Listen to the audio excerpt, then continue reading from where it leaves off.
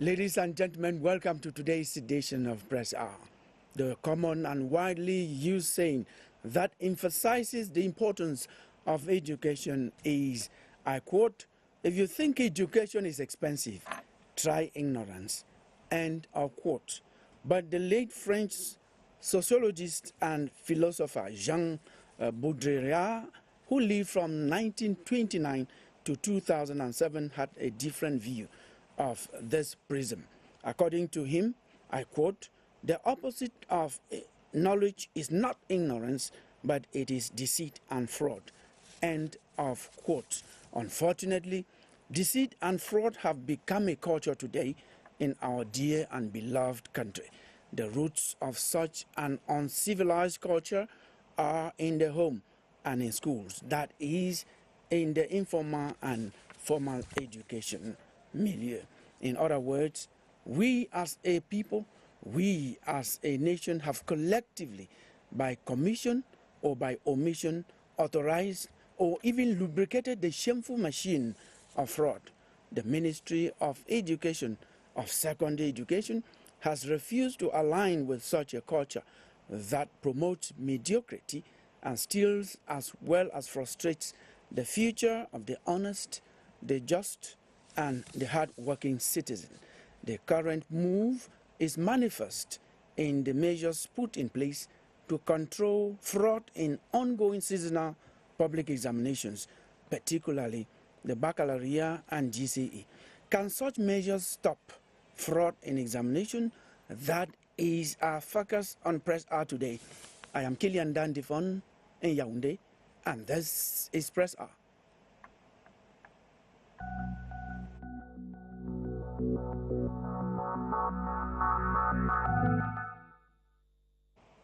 You're welcome back.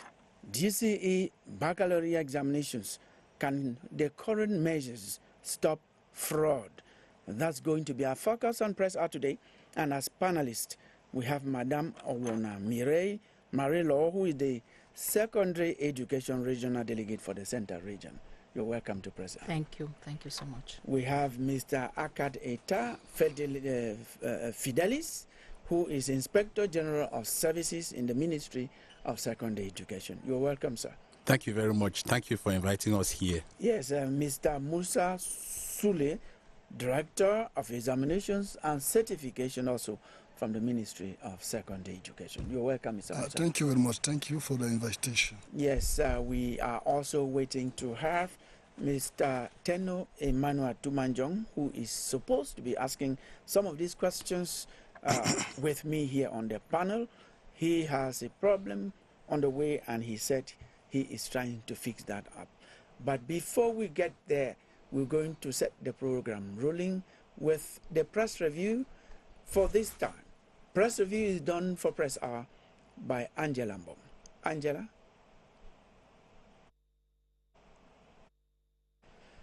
We are told that the press review is not ready, but we're going to come back to press review in a few minutes if we have it ready. We're going to go into our discussion directly.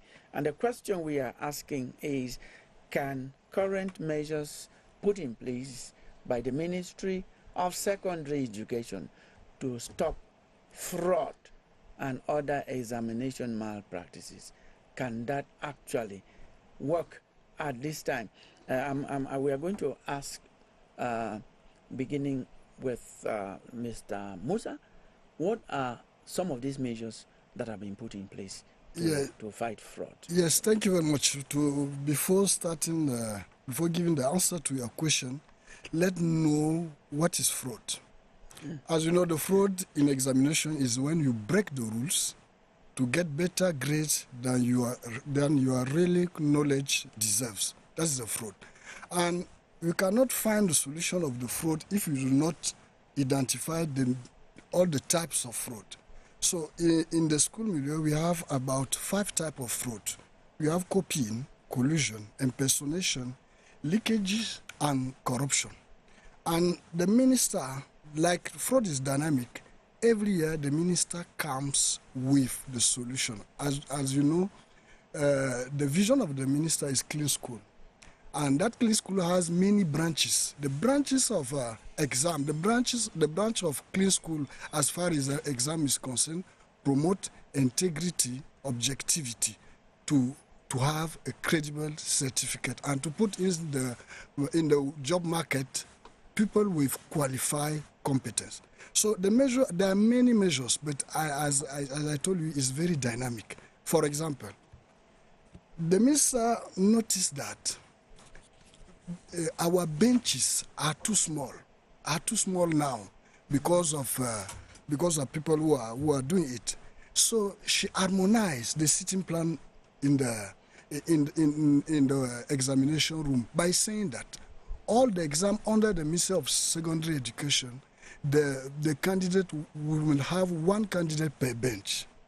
And we go back and tell the minister that it costs. He said, how much? We say it's more than 50 million. She said that if it is the price to have objectivity, let go. So she allows us to have for all our exam this year one candidate per bench. And when it's not one candidate per bench, we can mix them. Like in GCE, you will see that candidate who is doing mathematics is sitting with candidate who is doing physics, so they cannot have that type of fraud of copying. There are many measures. Yes, I like that. Yes. Now we are also told. I'm going to turn to Madam Owona Mirei Marelo, who is the Inspector General, Mr. Akat. Maybe I should add something to what Mr. Musa has just said. Now, the minister's emphasis is on respect for professional ethics, examination ethics, especially as far as managing exams is concerned. Let those who work succeed. Let the honest candidates succeed. And that is where her clean school policy comes about in the running of exams. Yes, and when I hear you say this, I think of Samuel Smiles. Samuel Smiles is a British author and government reformer. He lived from 1812 to 1904. That is, he had 92 years of his life on earth. And one of the famous quotations that he had relating to honesty, to justice, is what I am going to say here, paraphrase. It is possible that the scrupulously honest man may not grow rich so fast as the unscrupulous and dishonest one, but the success will be of a truer kind, earned without fraud or injustice. And even though a man should for a time be unsuccessful, still he must be honest, better lose all and save character, for character is itself a fortune. Yes, Good. Yes, so that aligns, that describes exactly what you are talking about. Yes. This is someone who wrote this about 150 years ago. 50 years ago. Yes. And I would like to add that the minister's emphasis on examination, the fight against examination fraud, is simply to protect the education system as well as certificates issued by examination boards in Cameroon. Yes, because the Ministry of Secondary Education it provides the nation's workforce in the future. And so if dishonest people are awarded certificates they do not merit, then you can imagine the future. What the future holds for us. Yes, we're going to come back to that when we'll be talking about the consequences of fraud. Yes, Thank you for raising that. And I stay now with you, Madam Owona. You are a regional delegate of secondary education for the Central Region. You have already supervised, gone through an examination, the equivalent of the GCE in French, which is baccalaureate, GCE advanced level. Yes. Tell us how these measures worked during the baccalaureate exam that has just ended. Yes, thank you for the question asked. All the measures that were given to us by the Minister of Secondary Education were applied That means that, as Mr. Musa was saying each day we have one student per bench. But before we reach even that, the taking place of the exams, we must first look at the beginning of the exams. There are many training sessions that are held. Many sessions that are held going in the sense of making sure that all the personnel taking place in exams know how they should go about the exams. And one of the things, of course, we state it's fraud. That they should know that there will be no acceptance of any fraud in the following up of the exams. So we start with training. When we finish with the training sessions, we now dispatch all the personnel that go into the different exams. You have the representatives of OBC, Office du Baccalauréat. We have representatives of the DEC for brevet, which is going to be taking place as from tomorrow. And those representatives, once formed, are sent now to the field. And when they are sent to the field, they are there to make sure that these exams go as well as the minister wants them to go, without fraud, without any difficulties. And so it is up to them now to make sure, to make sure that everything goes well, and to give us feedback on any difficulties that they have in the sense of the running of these exams. Yes. Now, I ask you, you've only mentioned the one student, one candidate, one bench that it was applied. Yes. We also heard that you're going to use the CCTU cameras. Yes. Was that used? How did that work? The CCTU cameras were used for, not for baccalaureate. They were used for the GCE. Okay. Yes, Maybe they were used yes, for GCE. Yes. First of all, remember that as part of her clean school policy, the minister instituted surveillance cameras to handle discipline in schools. And so, apart from discipline, now that examinations have come up, these cameras they help for school authorities and the supervisors of exams to monitor the exam closely to avoid hitches or to avoid cheating. I wanted to add something, if you allow me. GCE went further. They wanted to add these cameras inside exam rooms. Inside exam rooms, so that these children that are, the candidates that are writing, are filmed. And we can see any action that they are able to do inside the exam room. So from there on, we know exactly what is going on in each exam rooms. And when it's not that we are not telling them. We make sure that they know that these cameras are there. Yes. It's not a trap. It's not a trap. We'll come back and continue. Okay. It's not a trap.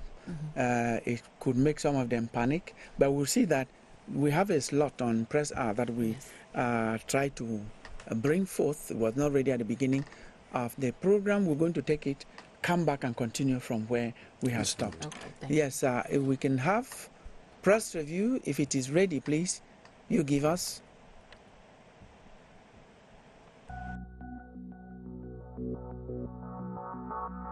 Governance, the economy, and education dominate the newspapers this week, alongside a rape allegation involving a 3-year-old that has triggered protests and reactions from public authorities in Yaoundé. Leading the headlines, the Guardian Post reports that hundreds of women took the streets in the Oja neighborhood of Yaoundé following the alleged rape of a 3-year-old pupil identified as Joyce Nawal. According to the newspaper, the incident reportedly occurred on May 26 while the child was at school. The newspaper further reports that the incident prompted visits to the school by senior government officials. On the same issue, the Star newspaper features reactions from the promoter of Maxel International Bilingual School in Yaoundé, Mingo Pius, who rejects allegations linking a man accused of sexually abusing and filming children to the institution. The newspaper quotes him as describing the claims as an attempt to tarnish the school's reputation. Turning to governance with Minister Gregoire Owuna's heading of the National Olympic and Sports Committee, with Cameroon Tribune stating how the before-now vice president has been entrusted with ensuring continuation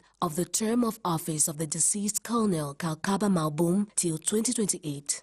Still in governance, the debate over decentralization dominates several newspapers. The Dawn newspaper reveals that councils have lost the authority to assess and collect local taxes, with the responsibility now transferred to the Directorate General of Taxes. According to the newspaper, the reform fundamentally restructures the management of municipal revenues nationwide. On the same subject, the Median questions whether decentralization can effectively function without fiscal autonomy, drawing attention to concerns raised by local authorities. The Sun, for its part, highlights growing criticism of the measure, with some observers describing it as a blow to the decentralization process.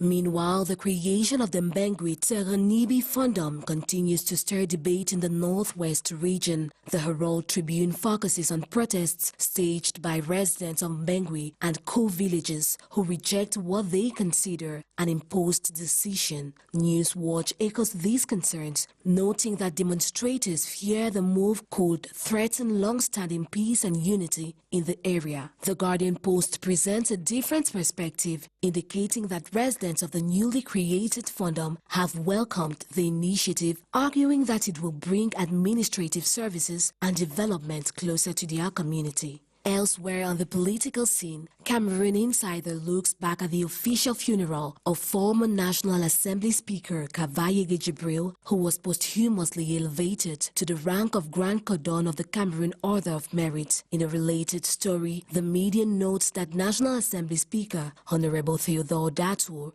represented President Paul Biya at the ceremony, which was also attended by Prime Minister Joseph John Goute. On the economic front, the press focuses on new measures targeting undeclared mobile devices. Cameroon Insider reveals that telecom operators began blocking mobile phones, tablets, and other digital devices that have not been duly cleared by customs. The newspaper cites instructions issued by Customs Director General Edwin Fongot Muvaga. In education, Cameroon Tribune describes a smooth start to the General Baccalaureate examinations, with calm and concentration prevailing across the country's examination centers. Turning to religious news, Cameroon Insider reports that Muslims across Cameroon joined the global Muslim community in celebrating Tabaski, with religious leaders calling for peace, unity, and national cohesion. And that's the week through the eyes of the press. Join us next time for another edition on What the Papers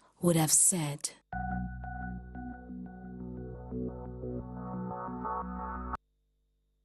As we were on the CCTU cameras, Mr. Akkad. Thank you very much. With regard to the use of surveillance cameras, the minister's instructions are firm. There should be 2 monitors, one in the Chief of Center's office and one monitor where the supervisor of the exam is, so that they can follow up what is going on in examination halls. Are there cameras also? That is, it means that there are cameras planted in the examination halls. In principle, yes. Now, because yes, in principle, yes, but because for cameras to be supervised from the chief invigilator's office, from the principal's office, they must have their sources in the examination halls. Obviously, but you know, for reasons beyond the control of some school heads, they can't afford for as many cameras. So to fit in all the classrooms, but some schools have cameras, and so if that is the case, the chief of center and the supervisor appointed to safeguard the integrity of the exam should follow the cameras, could monitor what is happening in the examination halls. Now, let me ask this question concerning these surveillance cameras. Just the examination fright is already a problem for the candidates. Yes. Now, when they know that they are writing under the pressure of some apparatuses focused on them, would that not add to their pressure as candidates? Let me please try to answer that question. I don't think that if a candidate prepared his exam, there's a normal nervousness of the day of exam. But if it's only that simple nervousness, I don't see why it should make you to go off. It should make you to go aside of what you were supposed to do. Once you have prepared your exam and you have honest intentions when entering that exam room, there's no way that knowing that the camera is there should make you go off. Okay. Since they already know, as Mr. Akat said, the minister had already instructed that there should be cameras all over the school premises.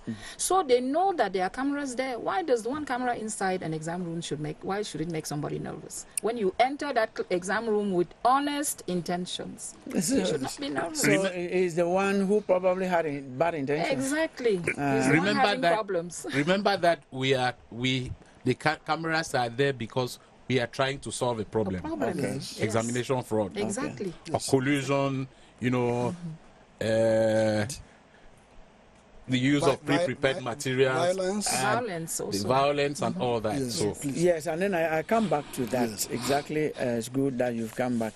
Mr. Musa, you cited 5 principal ways, methods of fraud: copying, collusion, impersonation, leakages if you like, and corruption. Copying, we know you try to, whether with the permission or without the permission of your core candidate, you stray into their script. Is that? Yes. What about collusion? Collusion, you know that the examinations is individual work. Now, with the complicity of the invigilator, candidates can work as a group, and that is a collusion because they are working as a group instead of working individual. That's the case of collusion. Impersonation, you know it, is somebody, the real candidate will not come the day of the exam. It's somebody else who will come and sit for him. At the end, given that is the name of the real candidate who is there, at the end, the real candidate just come and collect the certificate. I am told that before you go to the others, Yes. that this impersonation has been so recurrent in examinations in Cameroon.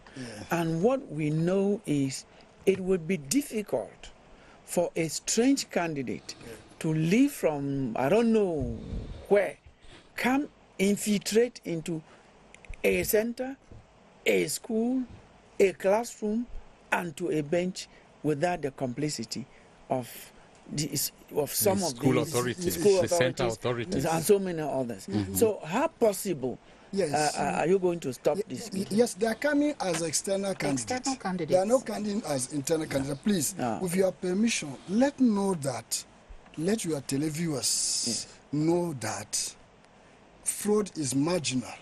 Okay. Because we have more than 1 million candidates. GCE, OBC, and DEC examination is more than 1 million candidates.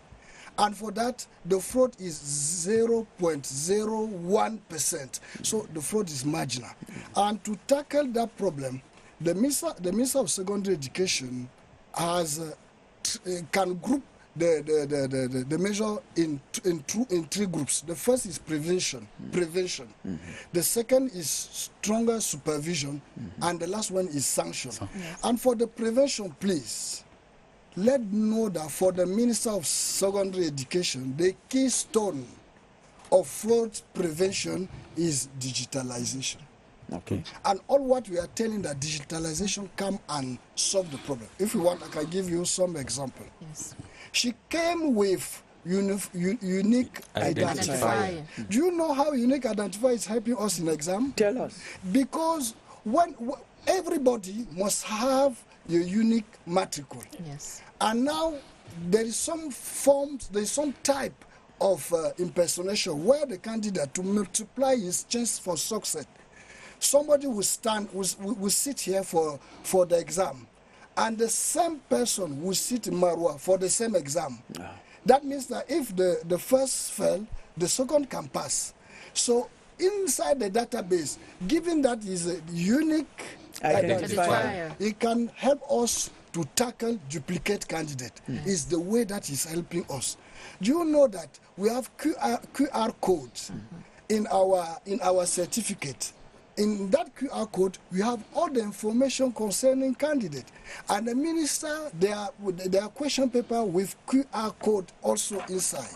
And we have also digitalization of all the process of the exam. Do you know that for the registration, for example, for DEC examination and for the other board of examination, inside our database, we have the picture of candidate. Exactly. We have the birth certificate of candidate. We have the ID of candidate. So the day of the exam, if we want to go and change, but because the list that we will paste, we have your original picture, and inside our database, we have your birth certificate. If we change your age, we come.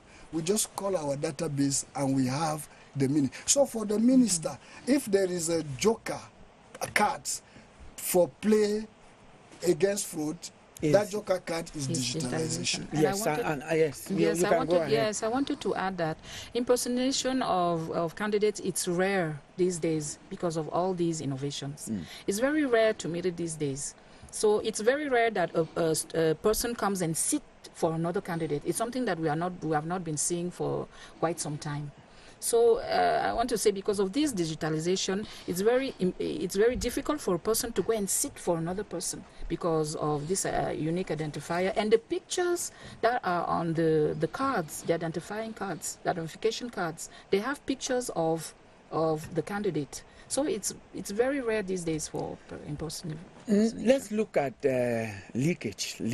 Yes. This one doesn't come from the student. The source is from the teachers, from the invigilators, even from chiefs of center.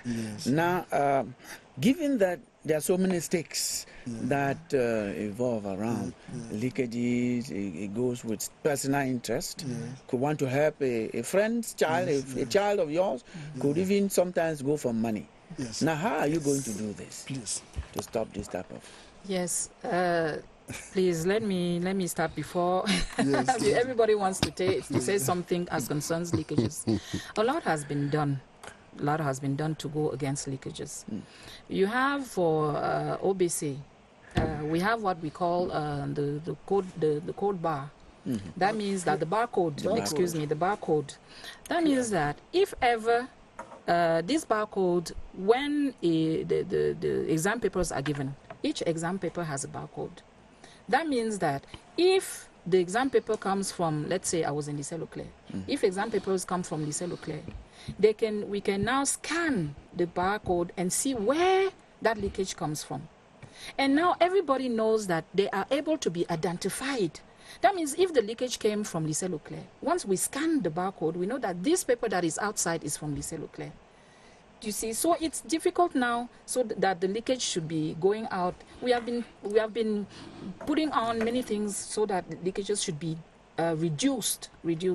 Besides that, I want to say, Mr. Musa, I want to applaud Mr. Musa, because this year at the DEC, it has been very difficult to even get in contact with exam papers. Everything is done in one day.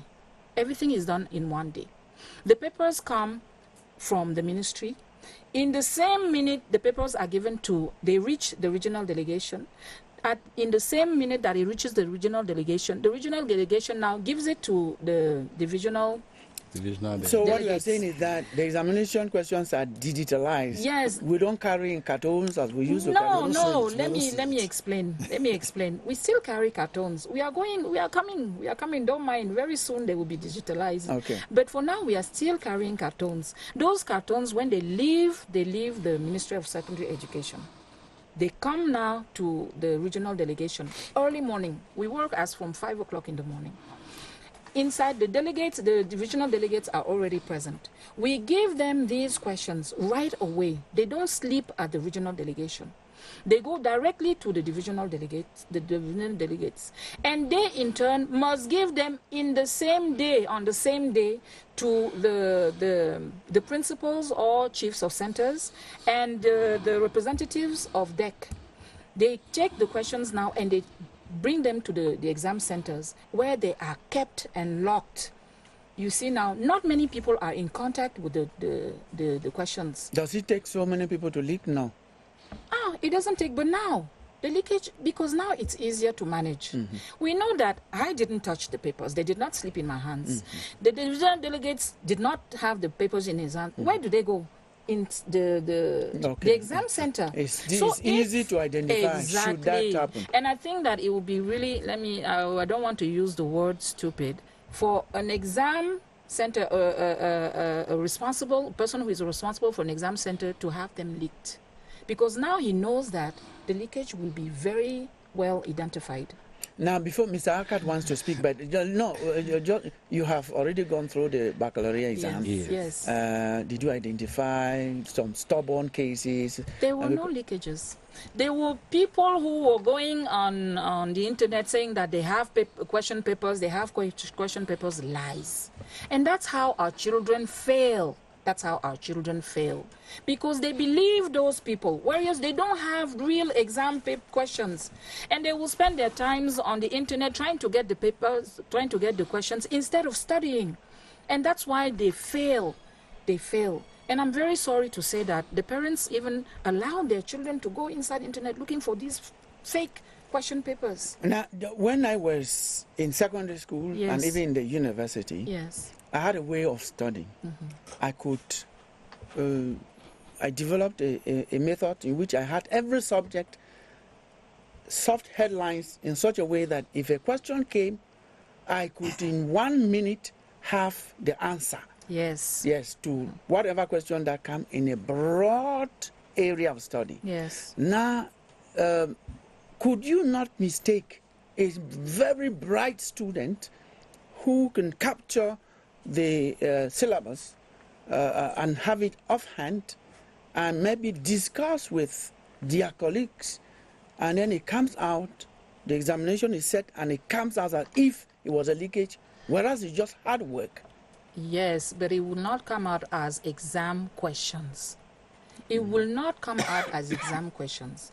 They will be studying the subject. They will be studying the matter that comes inside the subject. But it will not come out as exam questions as these people who are internet saying they give you papers, they put them on the internet with certain exams, with certain questions, and stating that these are the exam questions that are to come. If you are studying, you cannot have the particular way that the question has been stated. Do you understand what I'm saying? There's a particular way that the question has been stated with the different types of stages that must be followed. So if you study and with God's grace or with your intelligence, you manage to reach the subject as it has been set, then thank God. But it will not come in the sense, in the way of questions, set questions. Yes, Mr. Akat. Thank you very much.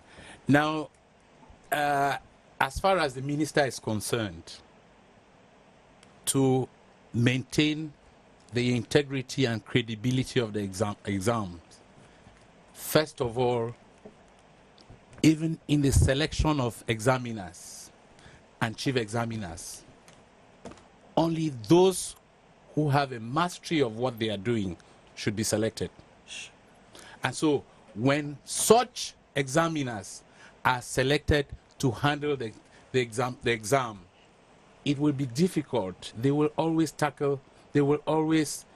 solve such problems without any difficulties, because they have been teaching for long and have been marking these examinations for as many as 20, 30 years. Well, is there room for indulgence by the invigilators?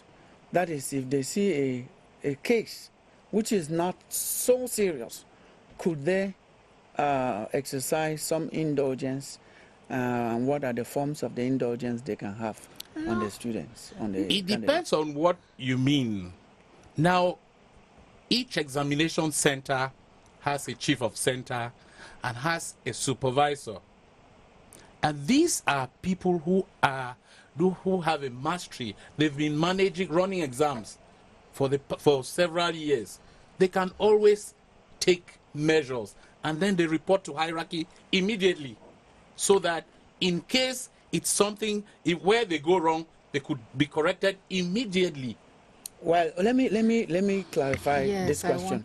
Let me clarify this question. Please. Some of us follow what happens in the examination context. An invigilator discovers that a student has Pre-prepared material. Yes. Mm-hmm. Now it decides to say, okay, I seize the pre-prepared material, I take your writing script, and then I confiscate that, and then either destroy, and then give you a new script to say, okay, could that be considered indulgence or collusion by the invigilator? Maybe I should come in here. There are rules and regulations governing the examinations. If an invigilator discovers that a candidate is using pre-prepared material, the first thing is, what do the rules provide?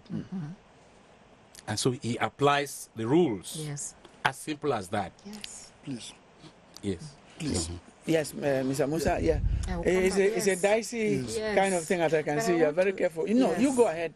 You go ahead and address that before I go. Okay. Because that's the subject on the I table. wanted to say, as the Inspector General has just said, that there are rules and regulations. When we train these people who are to take part in exams, we tell them that they are no longer facing students. They are now candidates. And it's very important that they understand the difference now. They have taught them, they have given them the material to be able to go through what they have to go through. They are no longer students, they are candidates. And as such, a candidate, whoever the candidate may be, must follow rules and regulations. Cheat sheets are not allowed in an exam room. They are not allowed. Okay. So, as the Inspector General has said, they must follow the rules. They must follow the rules. Now, that example, I want to insist. Yes. This is an honest student who is sitting and writing. Then the neighbor, the other candidate, is the one who has who wanted to probably cheat or ask for something. If you come and you want to punish, you will punish both. But there is one who is innocent, because the other one was the one disturbing. How do you punish the innocent and then let that one go? That's why I was asking. I was asking whether there are cases of indulgence. Okay. I think Please, let know first that the invigilator is inside room. We have 2 invigilators per room. And there's other invigilators who invigilate the invigilators. Let noise. So if there's a case of complicity of one invigilator inside the room, the invigilator who is out of the room can alert the superintendent. Exactly. That's the case. And we have the case that you just that you talk about. There's a litigation committee. All those cases we collect, the superintendent, they will collect all the evidence and write the report.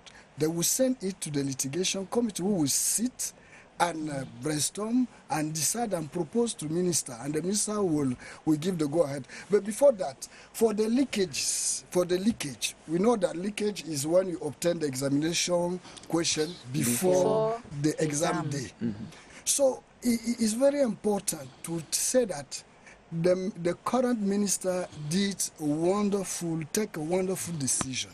Because since the exam exists in Cameroon, since 1988, the circular who guide the exam come from 1988, signed by the former minister, George Ngango. Yes. And I know at that time you had George Ngango, not very long from that period you have Adamu Ndamjoya. And they are known as people, the precursors of ethics in the nation. At that moment, as we said, there was ethics. And the chief of center was alone. They just give him a question paper. He managed it as he can manage, because we are aware that he's ethic. He cannot do something that is not correct. But time is going, and the fraud is dynamic. Our society is changing. Environment is changing. Technology is evolving. Is inside. And what the minister discovers for the security of that question this year, she signed a circular saying that the question will not no longer managed by a single person as a chief of center. No, the question will be managed by the chief of center and the superintendent at any stage and any phase. So we hope that by doing so, we will drop this kind of fraud in exam. But as you know, there is some initiative that the minister put in place. You know that it was only the English exam that has booklet with booklet and raw paper. Yes. But this year, the minister harmonized and he instruct us to use booklet with raw paper incorporate, because at the former time the candidate can use raw paper to communicate with other candidates. Yes. So those is the innovation that she put in place this year to avoid the case of fraud, because she is not comfortable when they say that there is fraud in exams. We'd like to hear that. Yeah, Mr. Akkad, I know you're so eager to say everything. I cannot stop you. Go ahead before I ask this question. I just want to add that as far as leakages is concerned, the aspect of leakages is concerned in official exams. When the minister got recurrent allegations of leakages in official exams, the first step she took recently is that she ordered for an audit of the examination processes at the GCA board. To her, since there's too much human interaction, even if there's a leakage, it's difficult to trace. And so that is the more reason why she is out to change the format of the exams. And that's why she has started gradually with the digitalization of examination processes. From registration, we will get to a comprehensive reform of examination administration procedures, and then the total, complete digitalization of all the processes. Now, she thinks that if the examination is digitalized, machines will do the work done by human beings, and so human beings will not have access to confidential examination material. And for you, every day that she see me, you will ask me, Musa, what are you using paper in your exam? Exactly. So now she put in place a small committee to brainstorm to how we can digitalize the writing phase, because we succeed to digitalize the registration. We digitalize the grading phase. She wants us to digitalize the writing phase. We are on it. It's ongoing, inshallah. Thank you. Now, It shall happen. In fact, we are not talking, just the writing phase. All the processes from setting, Questions. moderation, proofreading, dispatching, storage, and even dispatching. She wants everything to be digitalized. Yes. We are in a digital age. I think she's just fast forwarding her steps. Very, very much so. Digital transformation does not leave any of you behind. Now, please, I know, Mr. Akkad, let me move to another question. You have so much to say.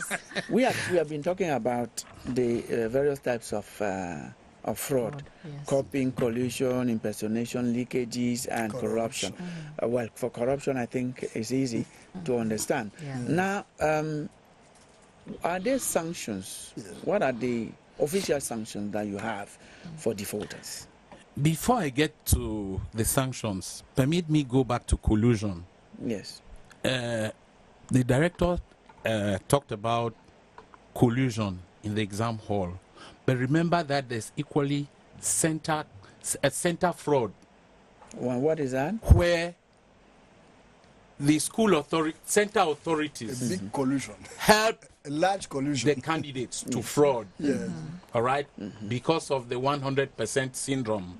You remember, it is very common in private schools simply because they want to increase their enrollments. They indulge in fraud, examination fraud. And so instead of the invigilators invigilating candidates, they invigilate the invigilator who is outside and the supervisor or the superintendent. That is so dangerous what you are saying. Yes, so these are, in fact, they are realities. Okay. So that's why I said I should come back to it. Okay. And now, say something? when it comes to sanctions, You, Sam- Madam Owen, I want Okay. to say something to Yes. that before we get into the sanctions. Yes, I wanted to say on that. something that the Inspector General has just said. I'm just taking a small example. When we do harmonized regional evaluations, that means that we are giving the same papers to all the schools, including private schools. And we made it to be digitalized, and we made it in such a way that they are the ones printing the subjects. And we allow them to print the subject one day or 2 days before time. And when they print, their names are behind the question papers.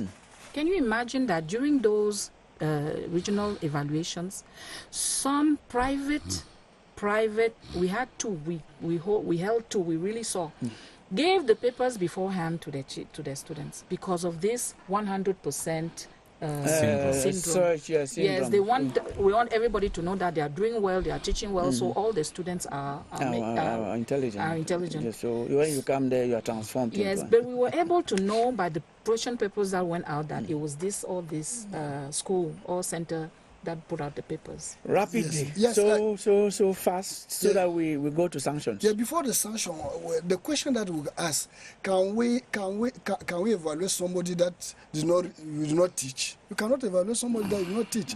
And those candidates, do they aware of the sanction and the rule and regulation? Do they aware those candidates?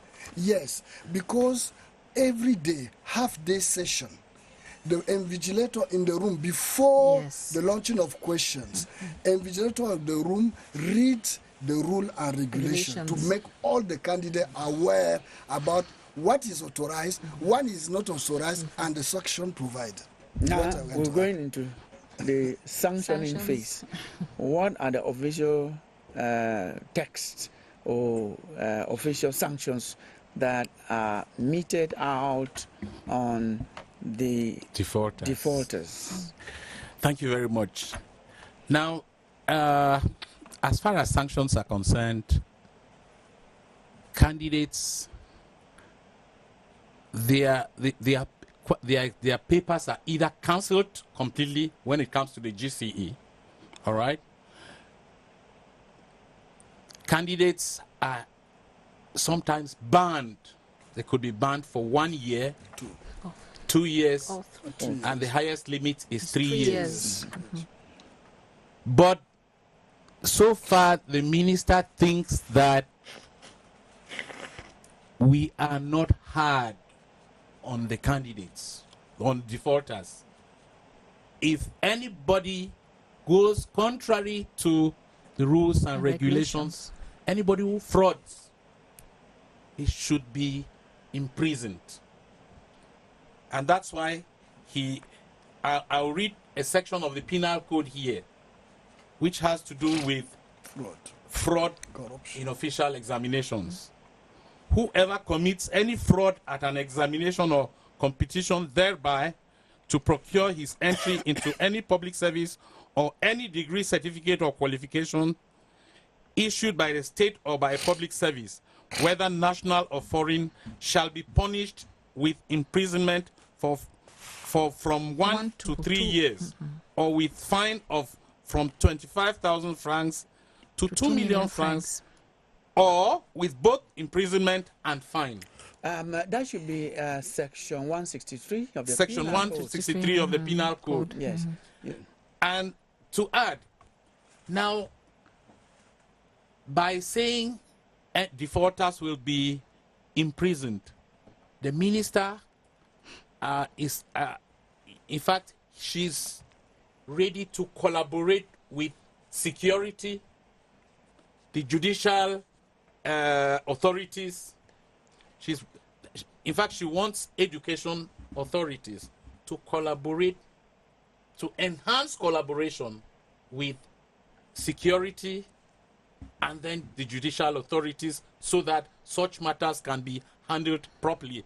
Because she thinks that examination fraud is a societal problem. It is It actually a is. societal It problem is. because once that is allowed, the person who frauds in exams Yes. will easily fraud into the office. Exactly. And then when such a person gets into an office frauded, the person is not competent in that office, They're and not then that is the basis of fraud that are already widespread. I think that your explanation is good, and then the consequences, that's why. And then maybe I should add this last measure that she has decided to use.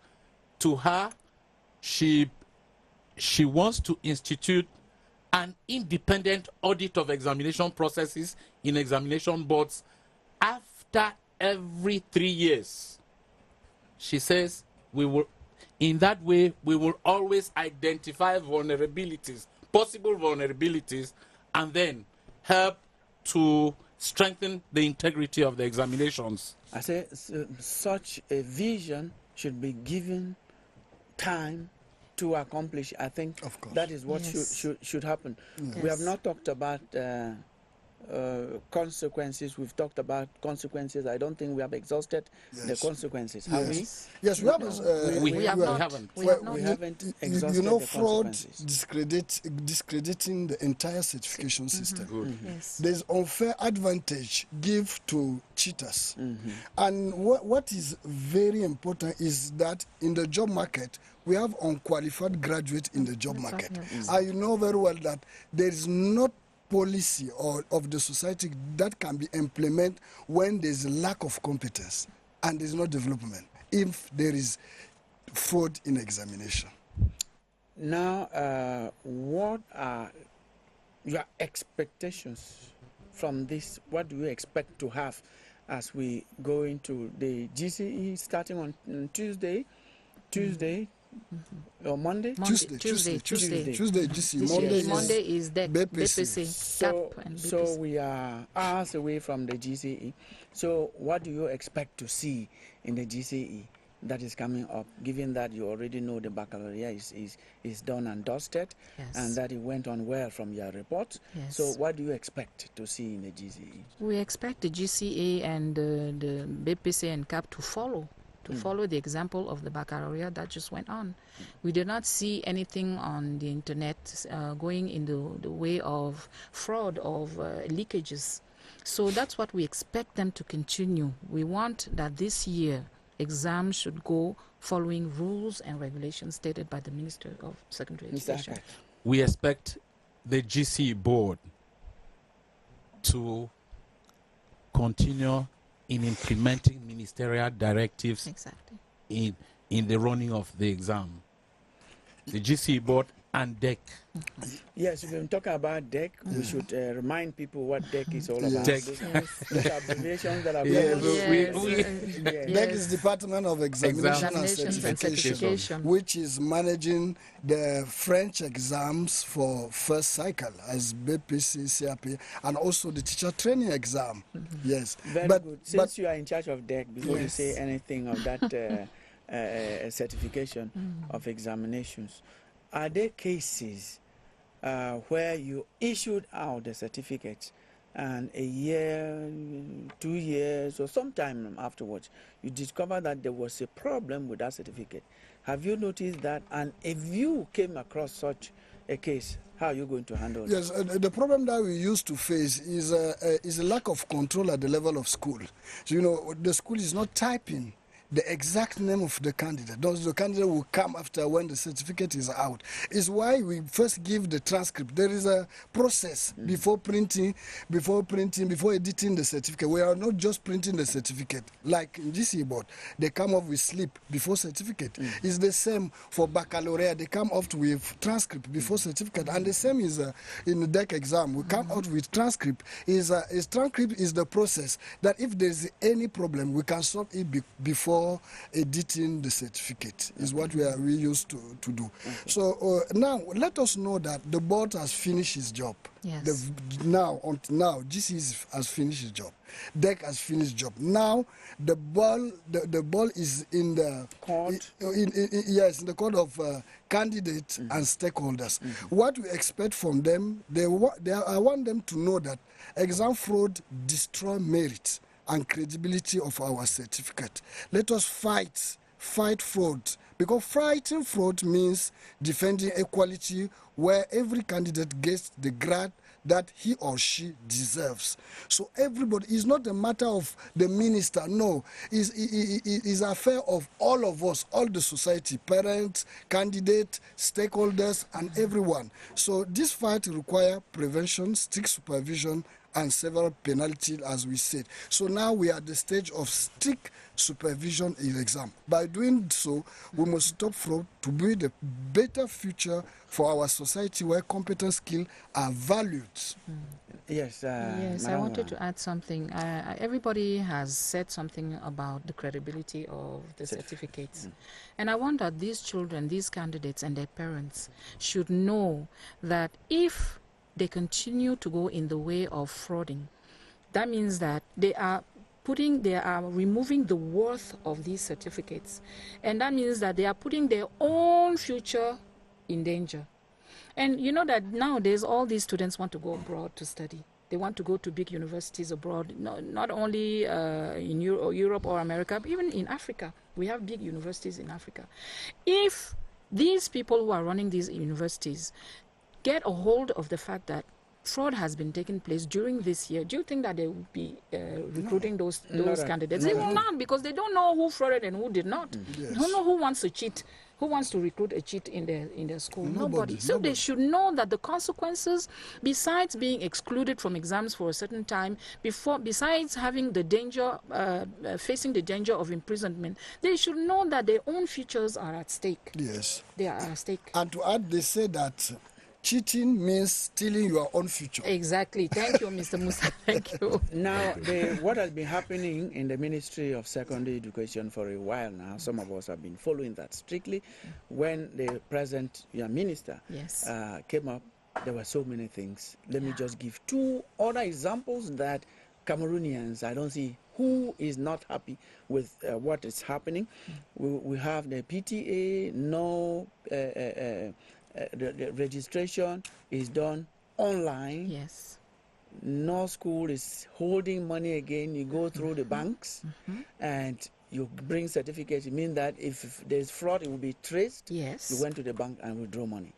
Now, one other thing that we suffered, and when I look at you, I know you did, because Mr. Akkad must be my elder by all standards.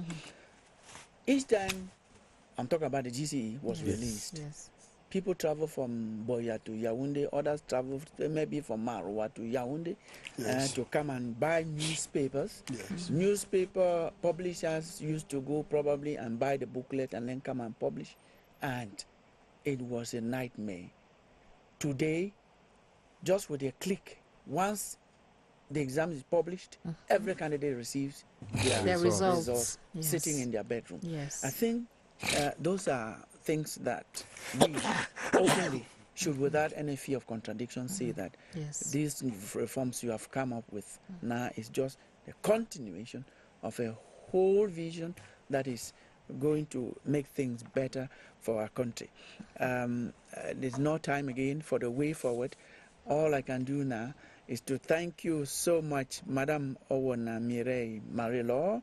You are the Secondary Education Regional Delegate for the Central Region. Yes. Thank you so much for coming for having and for me. your contributions. Thank you. Thank you, Mr.